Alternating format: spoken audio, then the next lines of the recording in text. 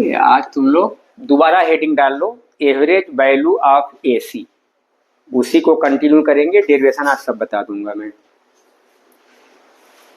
Heading डाल लो, अब ये डेरिवेशन है एवरेज वैल्यू ऑफ एसी। ठीक है, एवरेज वैल्यू ऑफ एसी में देखो है क्या, पिछले क्लास में हम लोग बताए थे ना कि सेम टाइम में डीसी जितना चार्ज फ्लो कर रही है उतना ही चार्ज हमारी क्या है एसी फ्लो करे, तो डीसी करंट की जो वैल्यू आएगी वही डीसी करंट की वैल्यू हमारी क्या होगी, एवरेज वैल्यू होगी। अगेन हम लोग वहां डिस्कस किए थे कि आई एवरेज, ये हमने बताया था integral I D t upon integral D T. यह डी टी टी के बराबर होगा, तो जो भी टाइम इंटरवल तुम्हें देगा तो उस टाइम इंटरवल को यहाँ पर मेंशन कर लोगे। ठीक है, यह फार्मूला ये हुआ I D t upon D t. यहाँ हम टाइम इंटरवल मेंशन करेंगे, कहाँ से कहाँ तक तुम्हें कैलकुलेट करना है। तो आज हम देखेंगे कि साइनोसॉइडल एसी करंट, जो बेसिकली यहाँ तुमको एसी करंट 12th में पढ़नी है।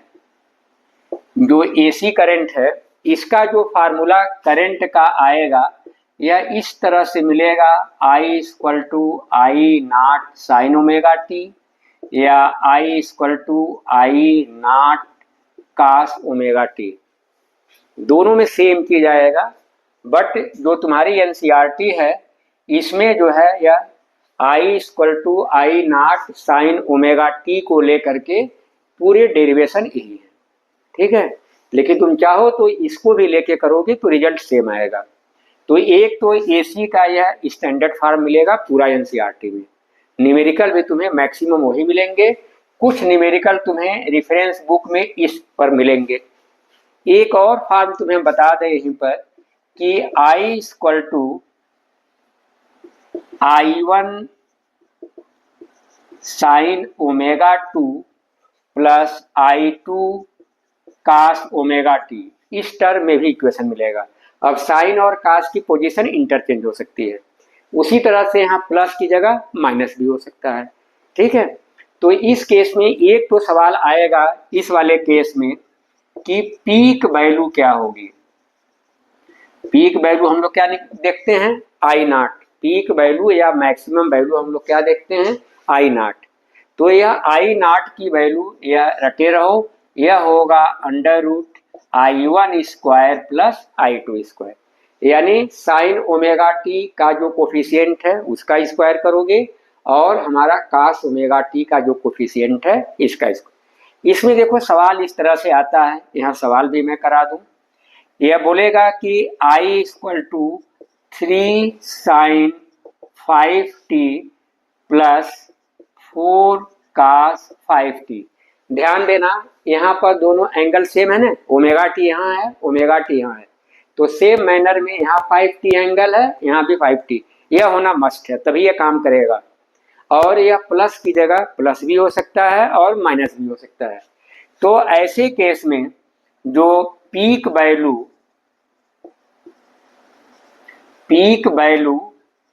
या मैक्सिमम वैल्यू हम जो बात करते हैं तो यह क्या होगा, अंडर रूट क्या बताया था, साइन जो थीटा साइन जो एंगल जो है इसका कोफिशिएंट ले लो, स्क्वायर करो तो क्या हो जाएगा 9, और कास जो है उसके कोफिशिएंट का स्क्वायर करो तो क्या हुआ 16।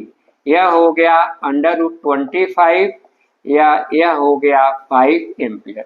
तो ये भी सवाल तुम्हें बोर्ड में देखोगे एमसीक्यू में पूछा गया है। बोलो क्लियर।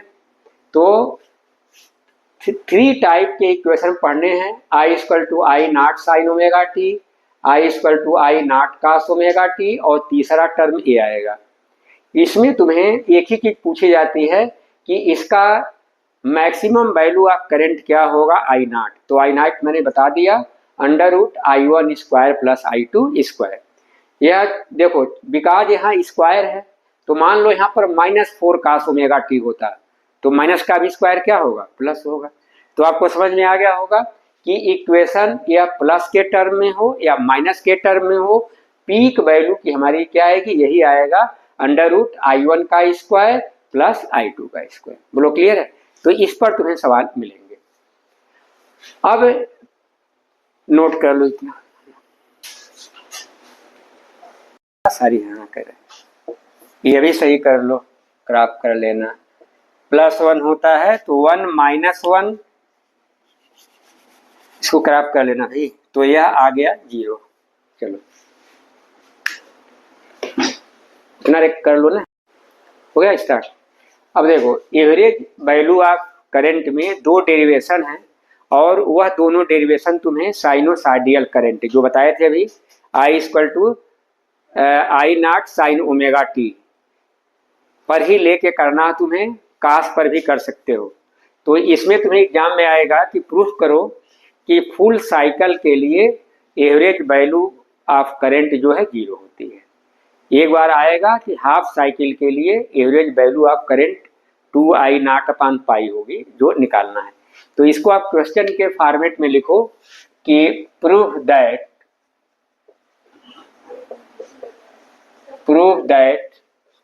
एवरेज वैल्यू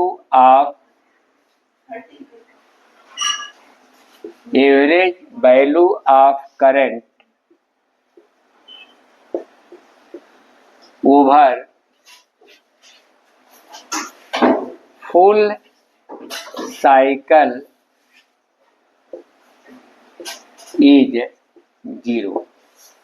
ये तुम्हें आएगा कि प्रूफ करो कि फुल साइकिल के लिए एवरेज वैल्यू ऑफ जो करंट है वह आपकी क्या आएगी? 0 आएगी। अगेन हम हाफ साइकिल करते हैं, उसके बाद आरएमएस, जस्ट आफ्टर हम न्यूमेरिकल करेंगे।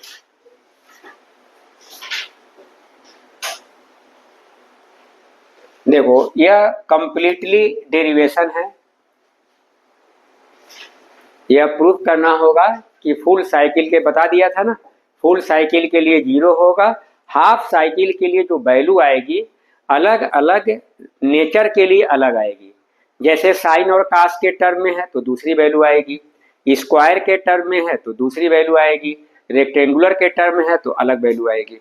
तो डेरिवेशन आपको साइनोसाइडियल करना है और उस पर हम न्यूमेरिकल कराएंगे डायरेक्ट। ठीक है, चलो देखो, तो हमने बताया कि फुल साइकिल के लिए एवरेज वैल्यू ऑफ करंट क्या होगी? 0 होगी पूरे साइकिल के लिए। तो यह हमने देखा कि हम कहाँ से स्टार्ट करेंगे? I = I0 sin ω/t, यह करंट हो गई। लिखो मत, पहले समझ लो।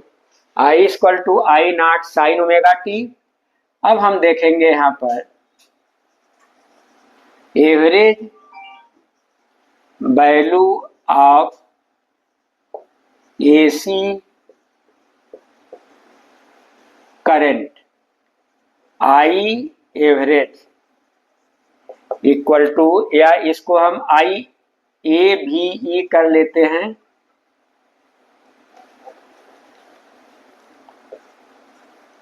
इसको I एवरेज कर लेते हैं। तो हम आपको फार्मूला बता चुके हैं, यह क्या होगा? I/dt दोनों का इंटीग्रल, ये बताए थे ना। अब यहाँ पर लिमिट क्लियर हो गई, कितना लेना है? Full cycle. तो जब फुल साइकिल लेना है तो इसको 0 से t तक करोगे इंटीग्रेट, और इसको भी 0 से t तक करोगे।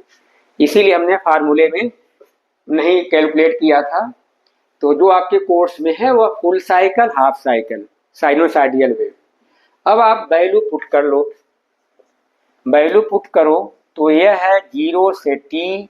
I की वैल्यू आप यही पुट करोगे जो आपके एनसीईआरटी में है, I0 sin ω/t, और यह हो गया dt/0 to t integral dt।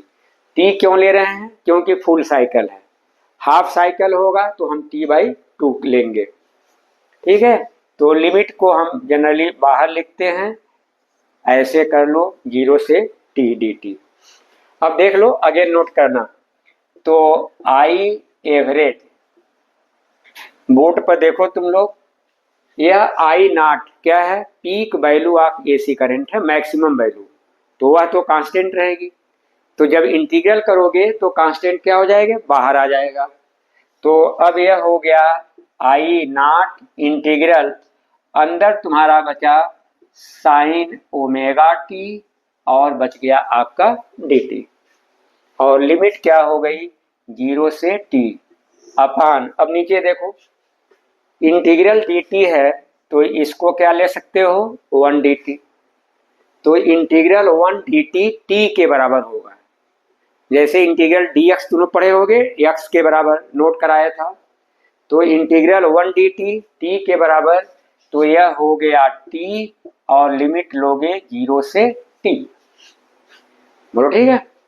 तो अब ऊपर आ जाते हैं आई नॉट, अब sign omega T mean sine theta की तरफ, तो ये हम दोनों को बॉक्स में लिख दे रहा हूं, यह integral sine theta equal to होगा minus cos theta.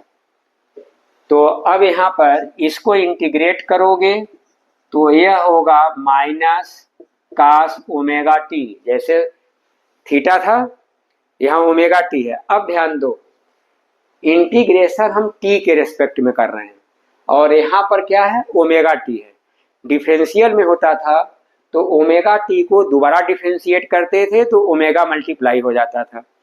Integration differentiation का एग्जैक्ट रिवर्स है, तो जो ओमेगा से मल्टीप्लाई होता था तो अब क्या हो जाएगा ओमेगा से डिवाइड हो जाएगा। अगेन देखो क्योंकि हम टी के रेस्पेक्ट में कर रहे हैं तो टी के साथ जो क्वांटिटी है उससे क्या करोगे डिवाइड कर लोगे, यही डिफरेंशिएशन होता, तो टी के साथ जो क्वांटिटी है उससे हम मल्टीप्लाई कर लेते। बोलो क्लियर है। नीचे देखो या तो क्लियर है कि एक बार टी की जगह कैपिटल टी रखोगे, माइनस करोगे, टी की जगह 0 पुट करोगे, तो यह आपका क्या हो गया कैपिटल टी। लिमिट यहाँ हो गया 0 टू टी। इसको हम थोड़ा और बढ़ा दे रहे हैं, जितनी चीजें हैं एक साथ आप बॉक्स में लिखे रहोगे। अब यहां पर हम आ गए आई नॉट माइनस आई या माइनस बाहर ले लिया और ओमेगा भी हमने बाहर ले लिया और यह टी। देखो कैलकुलेशन देखो क्योंकि बोर्ड में आता है, यह हम माइनस बाहर लिया तो माइनस आई नॉट हो गया, यह भी नीचे है यह भी नीचे है, तो यह हो गया ओमेगा इंटू टी। तो यहाँ पर क्या बचा कास ओमेगा टी, तो एक बार टी की जगह कैपिटल टी रखोगे और एक बार टी की जगह 0। यही रूल है कि जब सॉल्व करोगे तो वेरिएबल की जगह पहले upper limit minus lower limit, तो यह हो जाएगा cos omega t minus cos 0। बोलो होगा नहीं, इसको इसके साथ यहाँ ले लिया और कास ओमेगा टी लिखा यहाँ पर, तो देखो कास ओमेगा टी है तो एक बार टी की जगह कैपिटल टी रखा तो क्या आ गया cos omega t, minus t की जगह 0 रखा तो यह हो गया कास 0। बोलो क्लियर है। अब कुछ यहाँ बेसिक चीजें आ जाए, मैथ वाले तो कर लेंगे। अब देखो ओमेगा इक्वल टू आप लोगों ने पढ़ा क्या है 2 पाई बाई कैपिटल टी पढ़े हो। अब यहाँ से मल्टीप्लाई कर लो तो ओमेगा टी इक्वल टू क्या होगा 2 पाई। बोलो हुआ कि नहीं, ओमेगा टी इक्वल टू क्या हो गया 2 पाई। अब यह वैल्यू पुट कर लो माइनस आई नॉट अपान 2 पाई, इस ओमेगा टी की वैल्यू हमने क्या रखा 2 पाई। अब ऐसे यहाँ आ जाओ, क्या लिखोगे ओमेगा टी की जगह 2 पाई माइनस या कास 0 एक बार लिख दो, कोई इशू नहीं है। अब जो है यहां पर ही कर दे रहा हूं माइनस आई नॉट अपान 2 पाई कास 2 पाई। चलो देखो यह है कि prove that average value of AC current over half cycle is 2 I naught upon pi या 0.632 आई नॉट। अब देखो ये डिफिनीशन जो एवरेज करंट की है, आई एवरेज यह है integral I D t upon integral D T. यह हमारी एवरेज करंट की डिफिनीशन है। इसमें लिमिट हम इंटरवल के हिसाब से लेंगे। इसमें हमें हाफ साइकिल के लिए है तो यह 0 से कहाँ तक जाएगा, t/2 तक, और यह भी लिमिट 0 से कहाँ तक जाएगा, t/2। यही फुल साइकिल था तो हम 0 से t कर रहे थे। अब अगेन हम यहाँ पर वैल्यू वही पुट करेंगे कि I average equal to value put करें 0 से t/2। आई की जगह लिखोगे I naught sine omega T और अपान इंटीग्रल 0 से t/2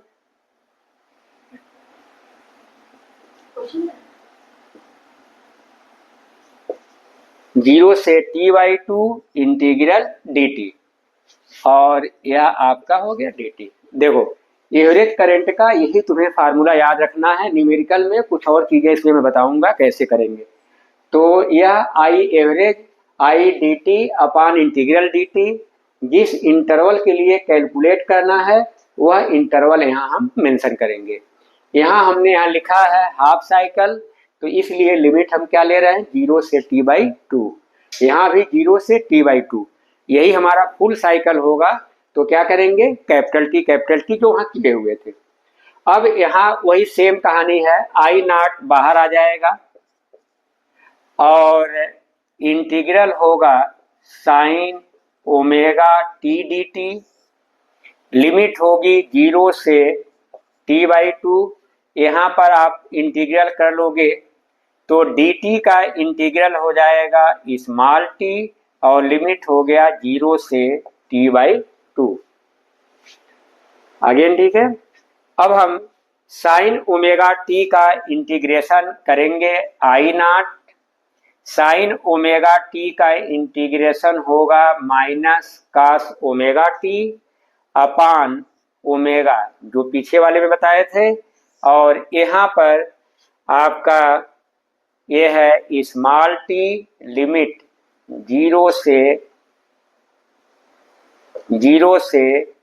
t/2।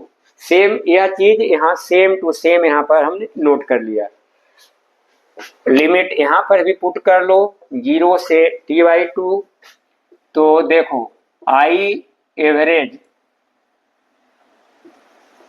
इक्वल टू आ गया यह माइनस आई नॉट अपान यह ओमेगा हुआ। यहाँ जब वैल्यू पुट करोगे तो एक बार यहाँ वैल्यू क्या पुट करोगे, t/2।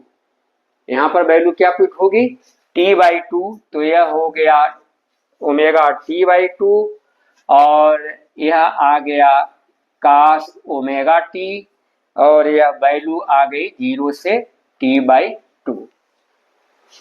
अब इसको हम देखेंगे, आई बोर्ड पर आप लोग देखते रहो, I average minus 2i naught upon omega T. यहाँ पर वैल्यू पुट करो cos ओमेगा टी की जगह पुट करो capital t/2 minus cos omega T की जगह 0।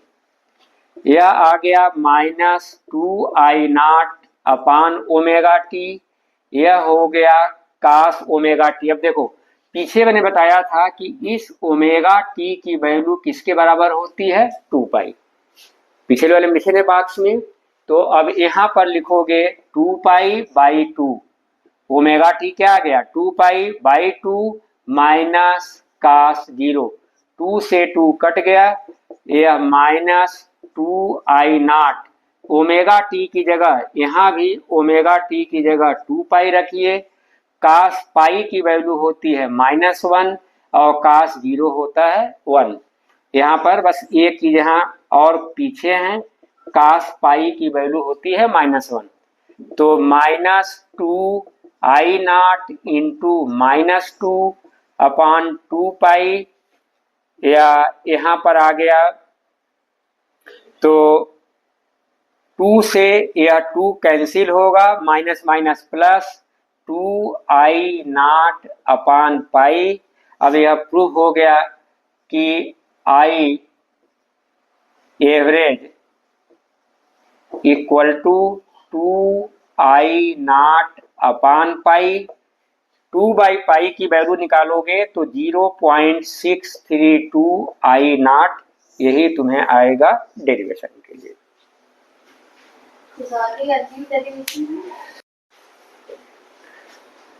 हो गया।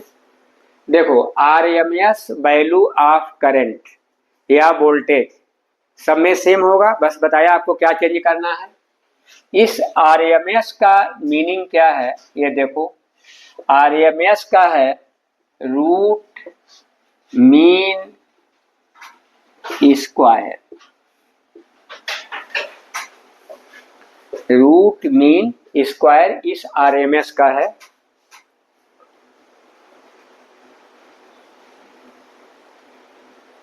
अब समझो कि RMS वैल्यू ऑफ करंट है क्या। इसमें क्या है कि एक रजिस्टर ले लो, इसमें हम पहले DC करंट फ्लो करा रहे हैं सेम टाइम के लिए, और इसी रजिस्टर में हम AC करंट फ्लो करा रहे हैं सेम टाइम के लिए। समझो जस्ट एवरेज वाले की तरह है। हमने सेम रजिस्टर लिया और एक बार हमने DC कराया सेम टाइम के लिए, 2 मिनट 4 मिनट जो भी तुम कर सकते हो, उतने ही टाइम के लिए AC करंट फ्लो कराया सेम टाइम के लिए। यदि इफ इन दोनों केसेस में हीट प्रोड्यूस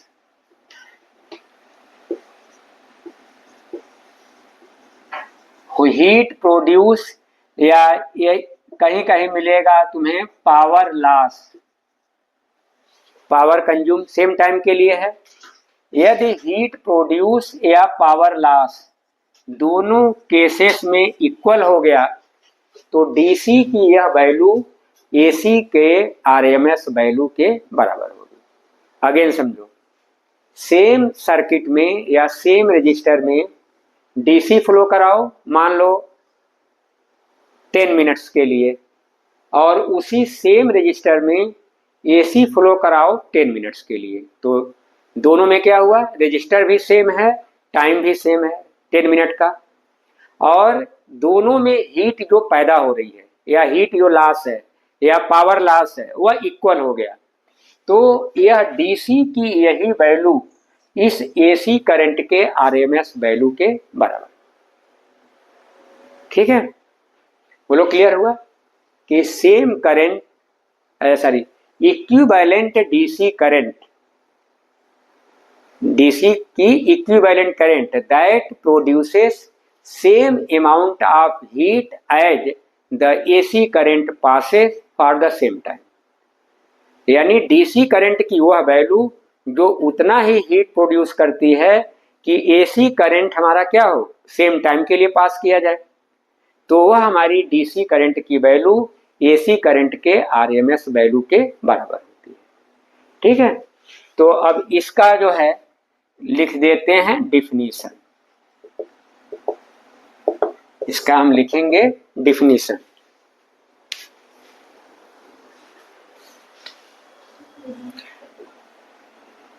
डिफिनीशन में क्या लिखेंगे, equivalent amount of DC current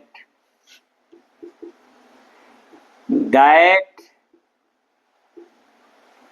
produces equal heat in equal time in same circuit. अब इसको आप लोग बना के लिख लोगे ना कि हमारा सेम सर्किट में सेम टाइम के लिए फ्लो की जाए तो वह हमारा कहलाएगा आपका RMS value of current is known as RMS value of AC current. अब यह है कि आप सेंटेंस अपने हिसाब से इसको सेट कर लोगे। मीनिंग तो समझ में आ गया। सेम रजिस्टर है, डीसी फ्लो करा रहे हो सेम टाइम के लिए और एसी फ्लो करा रहे हो सेम टाइम के लिए, दोनों सिचुएशंस में हमारा हीट प्रोड्यूस की वैल्यू क्या हो, सेम हो, तो उसको बताओगे कि आपका वह RMS value of AC current होगा।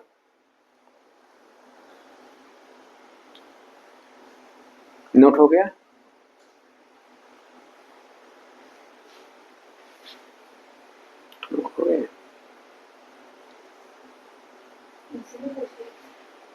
किससे? अब हम आते हैं, जल्दी करिए, अब हेडिंग डालो, calculation of RMS value of current,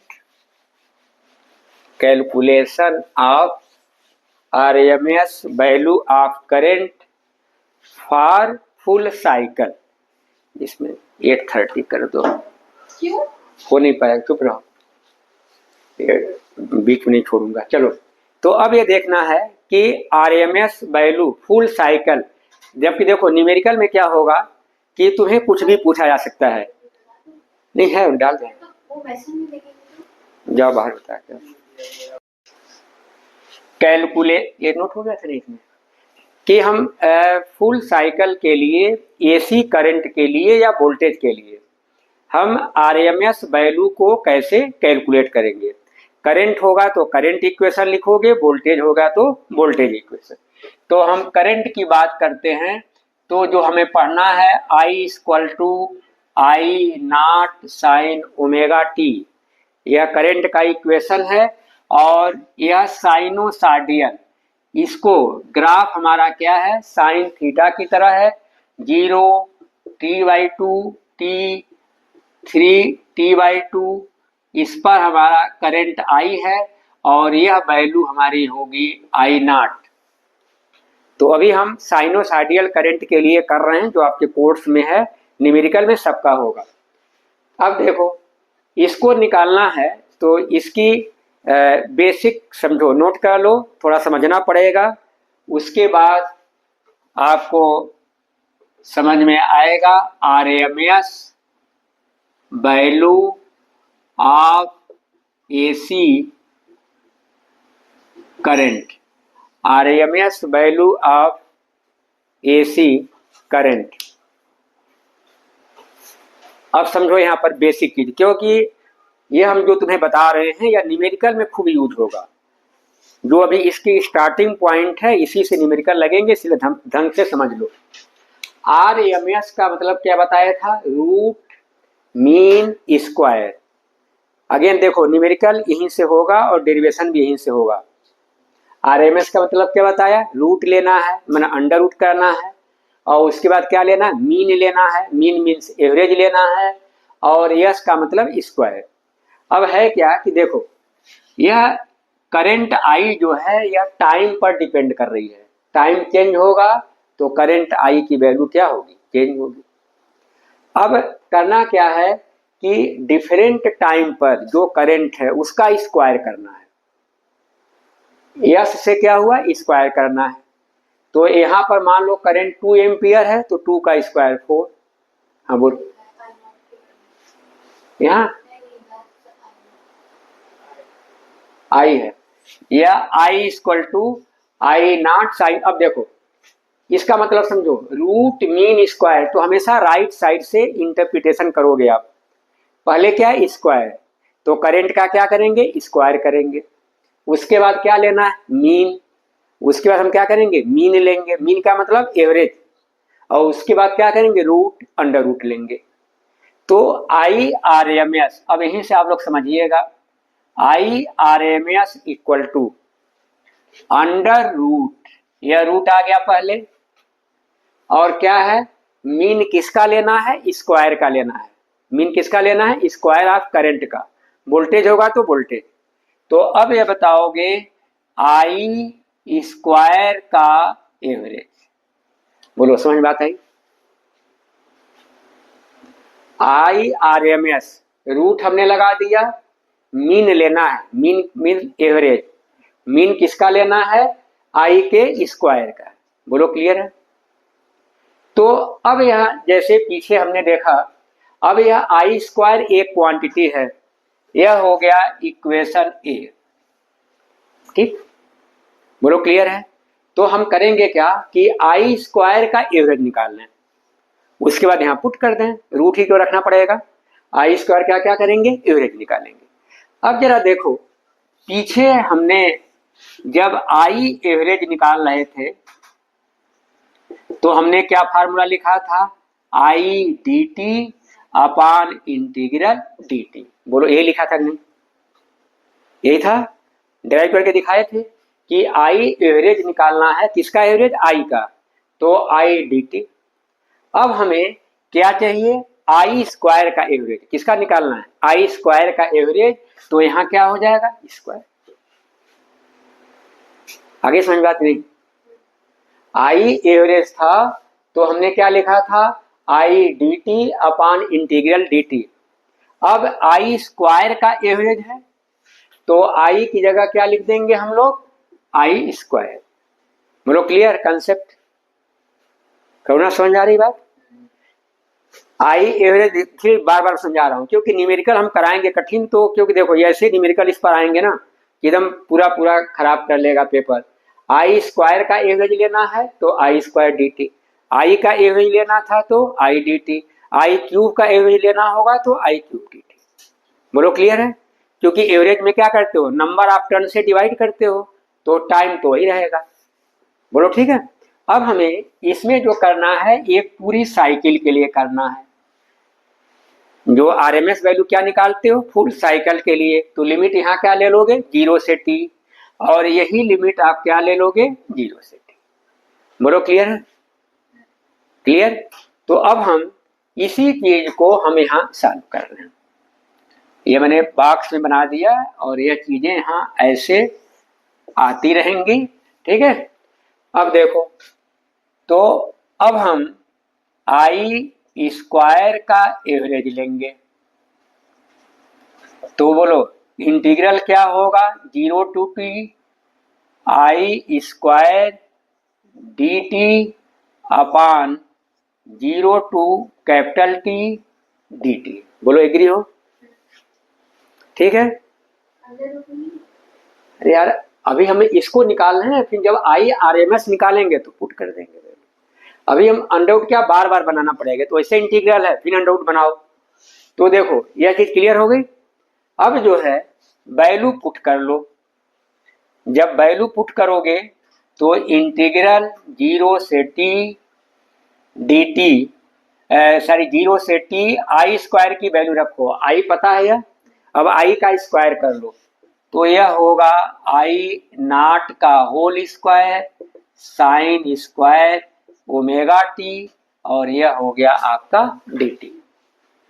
तो ठीक है, नीचे सॉल्व ही कर लो, डी टी का क्या होगा, टी होगा, और लिमिट क्या होगी, 0 से टी।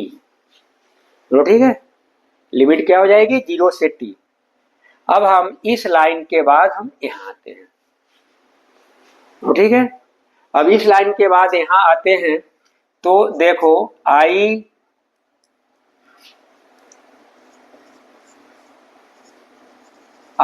एवरेज, देखो इस लाइन के बाद इसलिए एरो लगाया ताकि आप लोग ऐसे मत नोट करो, यह है 0 से टी।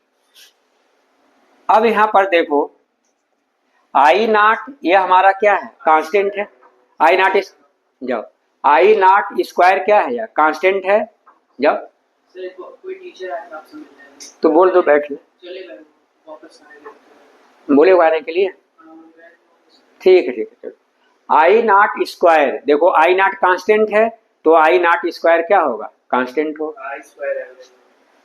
I square average. हाँ अब देखो आई नॉट यहाँ कांस्टेंट है तो आई नॉट स्क्वायर यहाँ बाहर कर लो तो अंदर क्या बचेगा, sign square omega t d T, और नीचे टी की जगह कैपिटल टी रखोगे तो ये क्या हो गया, capital T.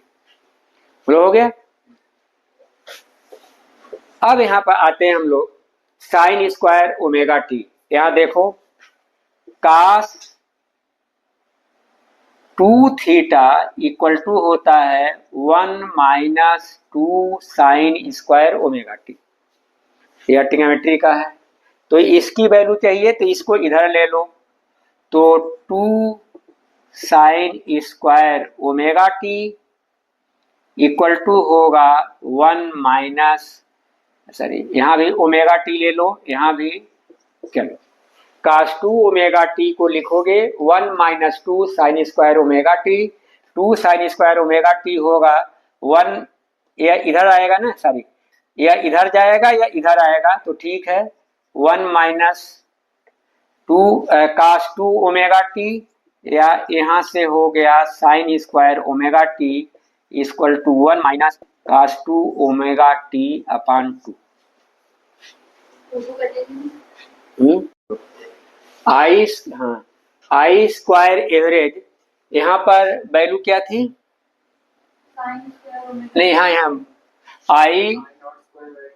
I naught square by t, हाँ I naught square by t, और यह तुम्हारा इंटीग्रेशन में था sine square omega t d t, यहाँ हम लोग छोड़े थे।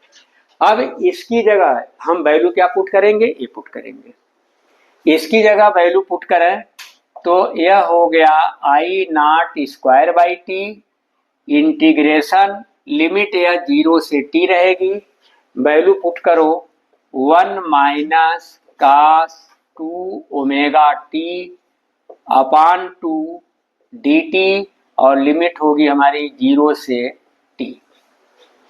देखते चलो कैलकुलेशन, यह आई नॉट स्क्वायर है, ठीक है। अब यहाँ पर आ जाओ, यह आई नॉट स्क्वायर बाई टी, अब यहाँ पर इसको हम इंटीग्रेट करते हैं, लिमिट 0 से टी लिखते हैं। अब तुम लोग समझो, यह 2 क्या होगा, बाहर आ जाएगा, यह 2 हमने क्या लिख दिया, यहाँ लिख दिया, देखो यह 2 अपान में था तो इस 2 को मैंने यहाँ कर दिया। अब इसका देखो 1 dt हुआ, तो 1 dt का इंटीग्रल क्या होता है, t। 1 dt का इंटीग्रल क्या होगा, t। यहीं पर लिमिट लिखते जाओ तो एक लाइन बच जाएगी, यह 0 से t हो गया, बोलो ठीक है। अब आ जाओ माइनस कास 2 ओमेगा टी, यहाँ पर मैं ऐड कर दे रहा हूँ इंटीग्रल कास 2 ओमेगा टी। कास का इंटीग्रल होता है साइन 2 ओमेगा टी, और टी के साथ जो कोफिशिएंट कितना है 2 ओमेगा, यह आ जाएगा नीचे, ठीक है। तो अब आप कास 2 ओमेगा टी का इंटीग्रल ये लिखोगे, यह होगा sign 2 omega T upon 2 omega, और इसकी लिमिट ले लोगे 0 से टी। और यहाँ पर एक और काम आएगा, ओमेगा टी इक्वल टू 2 पाई, बताए थे पीछे वाले में ना, या थोड़ा यहाँ भी कर दें, तुम को याद होगा, omega equal to 2 pi by capital t, इसका मतलब हुआ omega t equal to 2 pi. अब यहाँ पर आते हैं आई नॉट का होल स्क्वायर बाई 2t, यहाँ वैल्यू पुट करोगे, t की जगह एक बार कैपिटल T और एक बार t की जगह 0, तो 0 से 0 हो जाएगा, माइनस यहाँ देखो 1/2 ओमेगा हो गया, एक बार t की जगह कैपिटल T पुट करो, साइन 2 ओमेगा t, t की जगह या क्या रखा कैपिटल T, अगेन क्या रखोगे 0, तो यह हो जाएगा माइनस साइन 0, यह आ गया आई नॉट का स्क्वायर बाई 2t, यहाँ आया t, यहाँ 2 ओमेगा, ओमेगा t की वैल्यू क्या लिखे हो 2 पाई, तो यह हो गया sine 4 pi minus sine 0, sine 0 तो 0 है, 4 पाई भी 0 ही होगा, तो यह हो गया I naught square by 2t t minus 1/2 omega. इसकी जो वैल्यू है यह वैल्यू आपको आएगी 0। यह वैल्यू कितनी आएगी? 0। और यह भी वैल्यू साइन 0 की भी वैल्यू क्या होती है? 0। तो यह हो गया 0 माइनस 0। तो यह आ गया I naught square by 2t और यहाँ पर आया t। t से यह t कैंसिल हो गया, आई नॉट स्क्वायर बाई 2। यह आया है आई एवरेज का होल स्क्वायर। अब यहाँ तुमने पढ़ा है आई RMS।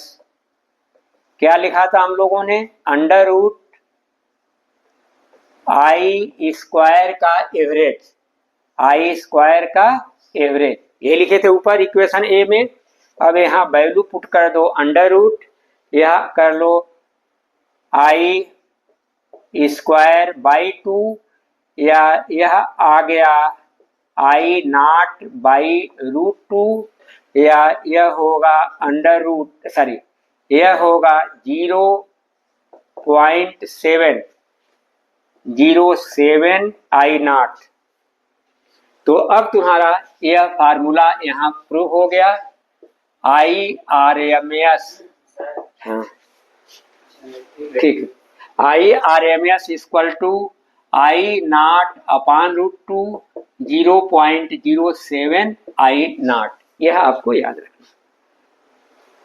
अब इसको पाँच कर दो।